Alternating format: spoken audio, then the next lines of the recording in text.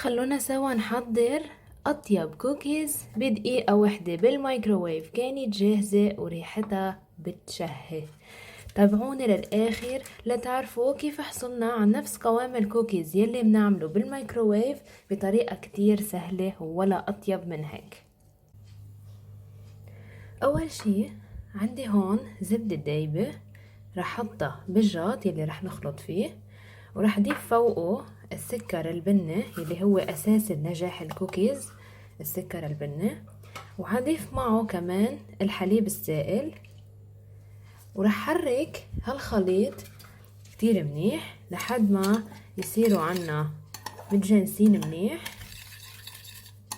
بهيدا الشكل.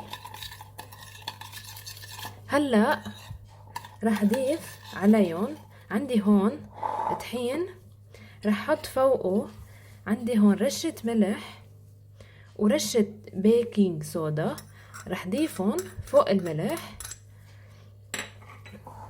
رح قلب خليط الطحين مع البيكنج صودا والملح شوي صغيرة بس بهيدا الشكل.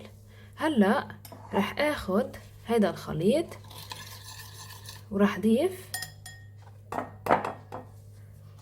وهلأ رح قلب كتير منيح لحد ما يتكون عندي عجينة متماسكة مثل عجينة الكوكيز تمام. حتى لو لاحظتوا انها ناشفة استمروا بالتقليب لحد ما تتكون عندكم العجينة المتماسكة يلي بنعرفها عن الكوكيز بهيدا الشكل.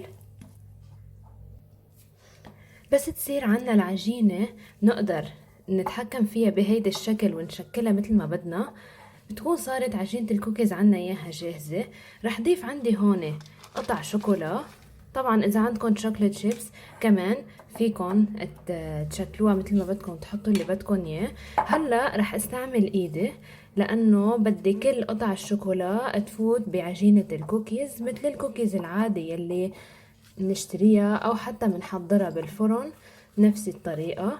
رح اعجنها منيح لحتى يفوت كل قطع الشوكولا بقلبها بهي الشكل.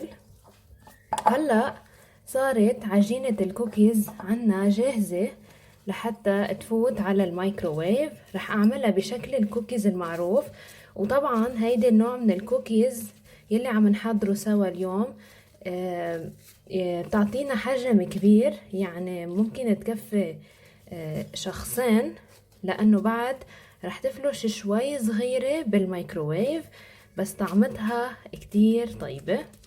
هيدي الكوكيز صارت عنا جاهزة بهيدا الشكل. هلا انا هون محضرة صحن يلي رح يفوت على الميكروويف ومحضرة عليه ورقة من الزبدة. رح حط الكوكيز بالنص ورح حط هيدي الكوكيز بالميكروويف لمدة دقيقة و15 ثانية ماكسيموم، ومن بعدها منشوف كيف رح نطلعها ونقدمها سوا.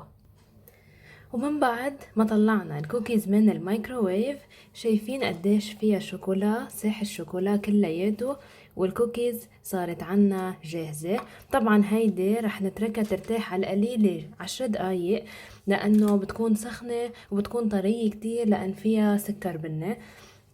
بدنا نتركها ترتاح شوي بعدين بناكلها.